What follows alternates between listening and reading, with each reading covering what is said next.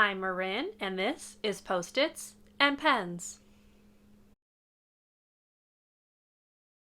Hello, and welcome to or welcome back to my channel. My name is Marin, and here you will find a little beauty, a little books, and a little teaching content. So if that sounds like something you might enjoy, I would love for you to subscribe and stick around and join me in my little corner of YouTube. In today's video, I am going to take you through the 21 books that I would like to read in 2021. I know I'm a few months behind with this video, however, I was not on YouTube back in January, and I thought it sounded like a fun idea. Also just something to kind of set for myself in terms of a goal, because a lot of these books are older. They've been on my TBR for a very long time, and it would just be nice to finally read them. I do have my list of books on my computer over here, so if you see me looking over there, that is why. I want to make sure I can give you a pretty good synopsis for the stories, especially since, as I mentioned, they are older titles that aren't something that a lot of people talk about nowadays, although they were quite popular back in the day when I first put them on my TBR list. So let's go ahead and dive into the list of books I would like to read in 2021. The first book on my list is All the Rage, written by Courtney Summers. In this book, we focus on Rami, who speaks up about her assault at the hands of the sheriff's son. She is not believed and is outcast as a result. But when other girls' stories start to come out and someone goes missing, she has to decide whether to speak up again or stay silent. And yeah, I just think it sounds really, really interesting. Courtney Summers is an author who I'm trying to make it through all of her books that she's written. This one sounds like a really hard-hitting contemporary, and I know it's going to be really, really good. The second book that I would like to read is The Archived by Victoria Schwab. This tells the story of Mackenzie, who is a keeper in the archive, which is a place where the dead rest on the shelves instead of books. She's tasked with making sure that they never awaken and escape, but somebody is intentionally altering the histories in the archive because they want to destroy the archive, I'm assuming, and Mac has to figure out what to do. The reason why this one is on my list is actually just because it's talking about a library. I do have my master's in library science, so anytime I hear a book that's talking about any kind of library, it kind of piques my interest. I also have heard that this one is really, really well written. A lot of people really loved it, and even though I am several years late, I would like to go ahead and see what the hype was all about way back when. The next book on my list is Between Shades of Grey, which is written by Ruta Sepetys. I'm not really sure if I'm pronouncing that right. Apologies. Anyway, this one is set in the Soviet Union in 1941. It tells the story of Lena, who's sent to a work camp in Siberia along with her mother and younger brother. She is an artist, and so she kind of secretly details the goings-on in the camp, which of course is not a great idea. It's something that she could be punished or even killed for. But yeah, it basically just kind of documents what is happening in the camp. Now, I want to read this one, first of all, because I've heard really good things about this author's writing. I also have a fondness for anything set during that World War II time period. So this one is the book of hers that is at the top of my list to read, although I definitely would like to read all of her stories at some point. The next book is Codename Verity, which was written by Elizabeth Wein. This is another one that's set during that World War II time period. It tells the story of a British spy plane that crashes behind enemy lines. One of the girls in the plane is taken by the Gestapo and questioned about her mission and what she was doing. Now, she's basically told that she either tell the truth or they're going to kill her. So it kind of just details her confession, and I guess there's some secrets that come out and things like that. Now, this is another book that was extremely hyped when it was released back in 2012. So as I said, these are pretty old books, but this one was majorly hyped and I never got around to reading it, even though I had an arc of it. So I want to fix that and really see why this book was so loved. And again, it's set in the time period of history that I just really love reading about. So it does sound right up my alley, even if it has taken me almost 10 years to get around to it.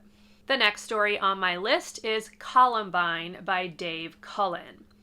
This is called the definitive account of the Columbine school shooting. The author spent 10 years researching and compiling things about the shooters, the victims, everything that kind of went down. And I just kind of think that that sounds interesting, although not something that's going to be easy to read. I was a junior in high school when the Columbine shooting took place. You might think that that may have been a wake-up call for people, but as we have seen, it has not been, and the list of school shootings continues to grow. I guess this is just something that I think people need to read. Maybe it would kind of make people think about what we're doing here in the United States in terms of gun control, gun laws, and yeah. I just think it's something that I really want to read, really should read. And while I wouldn't say that I'm looking forward to it, I do think it's important. The next book on my list is The Elite by Kiera Cass. Now, this is the sequel to The Selection, where America has found herself one of the 6 remaining girls vying for Prince Maxon's hand in marriage. I went into The Selection thinking that I was not going to like it, and instead I really, really enjoyed the book, which, trust me, was very surprising. So as a result of that, I really would like to go ahead and get through the remainder of that main series this year, and the next book in that series is The Elite. The next book on my list is Entwined by Heather Dixon. This is a retelling of the 12 Dancing Princesses and focuses on Azalea, who is one of the 12 sisters who is trapped in that spell. I want to read this book because the 12 Dancing Princesses is one of my favorite fairy tales, and I pretty much just read every single retelling of that. This one has a gorgeous cover. I remember people really enjoying it, and I'm excited to give it a read. The next book on my list is Far From You by Tess Sharpe. This is about Sophie, who is a recovering drug addict. She's being blamed for the death of her friend, but her friend was actually murdered, so Sophie goes back to rehab even though she's been sober for months in order to try to figure out who's responsible for the murder of her friend.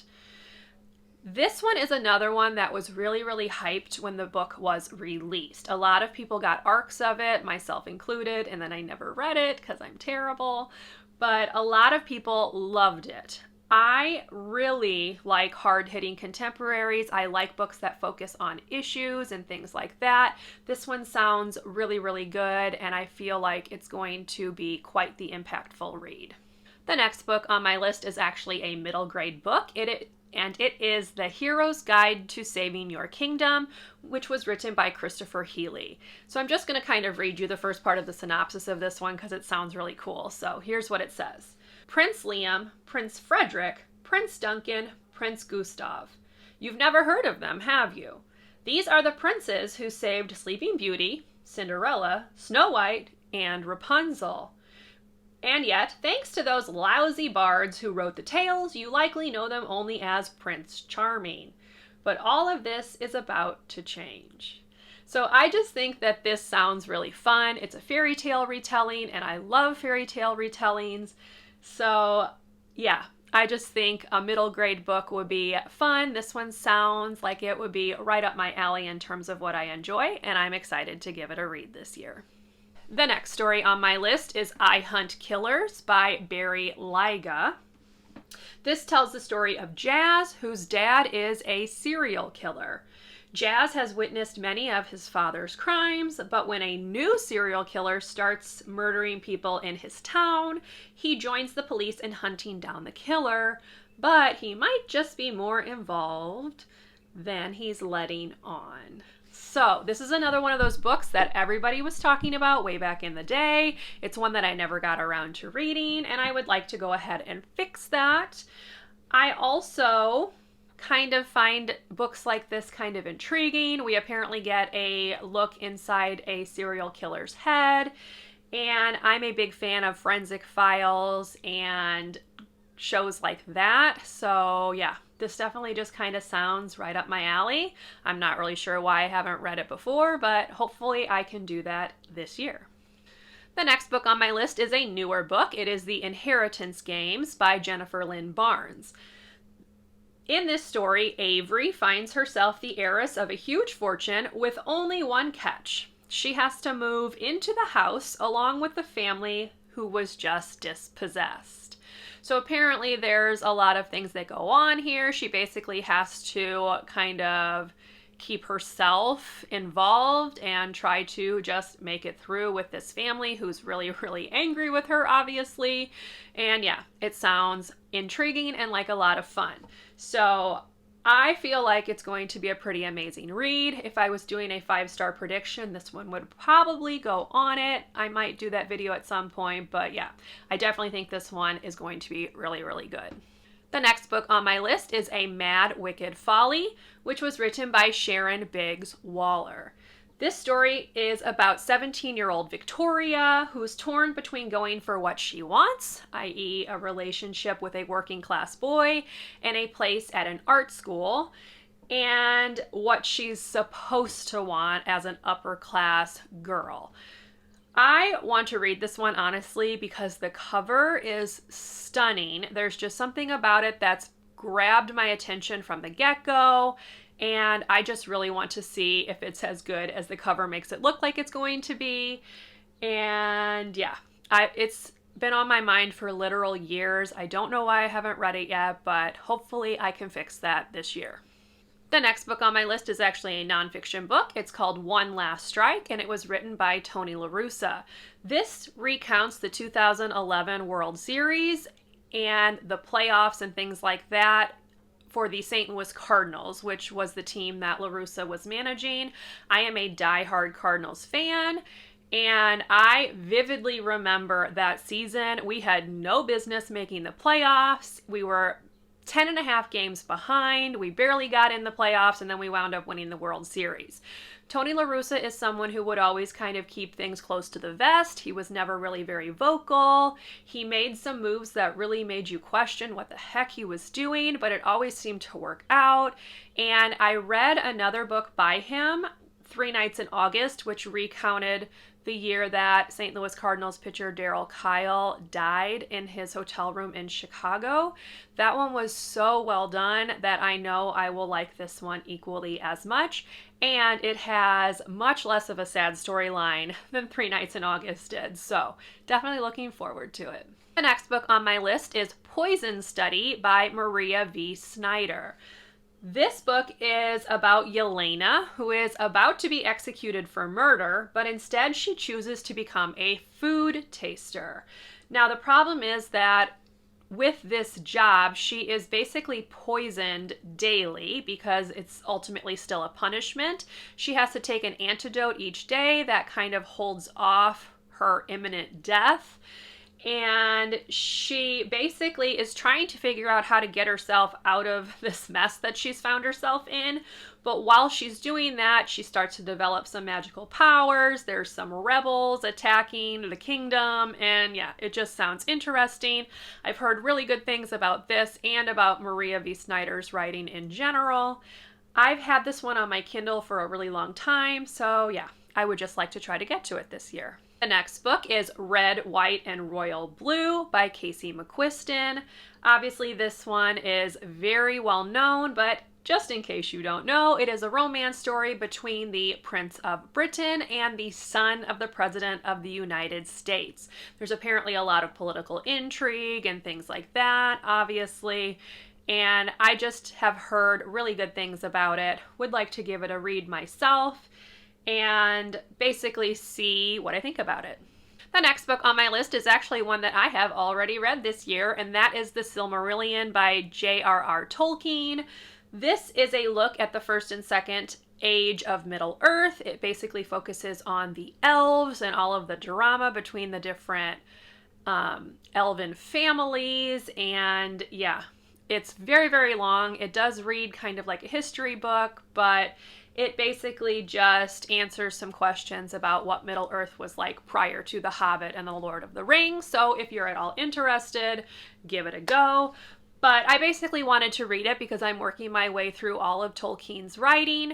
There are a few standalone stories that were taken from the Silmarillion, so Beren and Luthien, The Fall of Gondor.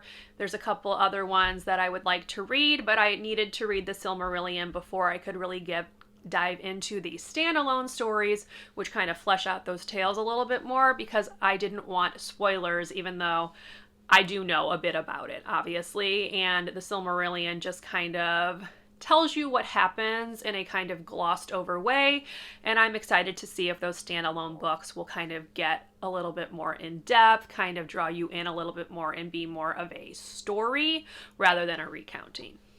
The next book on my list is The Snow Child by Eowyn Ivey. This is set in 1920 Alaska. It tells the story of a childless couple who build a child out of snow. The snow child disappears, only for a real child to appear in her place, and it basically talks about what happens after that point. So basically this has fairy tale and folk tale kind of vibes going on, and I'm intrigued about what's going to happen. I've heard really good things about it. A lot of people really enjoyed it. Again, this is a very old book, but I would like to go ahead and give it a read this year. The next book is another majorly hyped book. It is The Song of Achilles by Madeline Miller. This is a retelling of the Trojan War, and it focuses on the relationship between Achilles and Patroclus, or Patroclus, however you want to pronounce it. Obviously, it is extremely hyped across the internet and has been for years. I am a big fan of Greek mythology, so this is one that's been on my radar for a very long time, and I am going to actually get to it this year. I'm probably going to do the audiobook version of it, and yeah, we'll see what I think, but I'm betting that I'm really going to love it. The next book on my list is another one that I have already read, and that is The Starless Sea by Erin Morgenstern.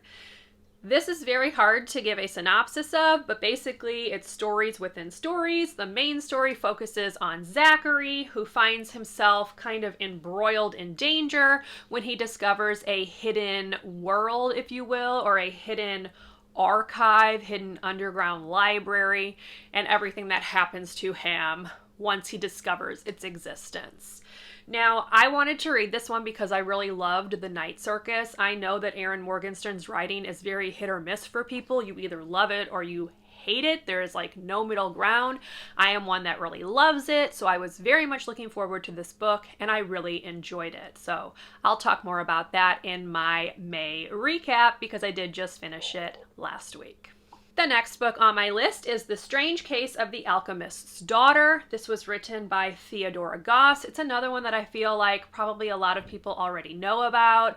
I had never heard of it until I saw someone else on BookTube talking about it, looked it up, and it just sounds right up my alley. So it tells the story of Mary Jekyll, of Jekyll and Hyde, who stumbles upon other girls who were created via experiments. So think about the island of Moreau, Frankenstein, and then one that I was not familiar with, which is Rappaccini's Daughter. That one I'm kind of going to want to give a read, I think. But it basically talks about these girls who kind of discover each other. They realize there's a secret society of kind of mad scientists that they set out to kind of destroy because obviously they are the result of these experiments, and I think they want to make sure that nobody else suffers at the hands of these crazy men. So it's essentially a bunch of retellings, and as I mentioned previously, I love a good retelling. So yeah, I just think it sounds really fun, and I am all about girls being strong-willed and stubborn and kicking butt. So looking forward to it. The last book on my list is The Sword of Summer by Rick Riordan. This is the story of Magnus Chase, who realizes he's descended from the Norse gods. Obviously, this sounds very similar to the Percy Jackson books. I love the Percy Jackson series, the first series. I also really enjoyed Heroes of Olympus. Percy is one of my favorite fictional characters, so I am very excited to read Rick Riordan's take on Norse myths, And yeah, I'm sure this is going to be loads of fun, just like the Percy Jackson books were, and I'm kind of curious to see how they compare. I also read his Egyptian mythology series, which I did like, not as much as I did Percy Jackson, but yeah. So we'll just see what I think, and it's about time that I finally got around to reading this one, because this first book has been out, I think, since Heroes of Olympus was completed way, way back when. So we'll see what I think. So those are the 21 books that I would like to read, or in the case of 2 of them have already read, in the year 2021. If you've read any of these books, I would love to hear what you thought about them. I'd love to hear if you also enjoyed the books on this list. And yeah, I would just kind of love to hear your thoughts. Thank you so much for watching my video. If you liked it, please give it a thumbs up. Subscribe to my channel if you want to see more from me, and I will see you in my next video. Bye, everyone.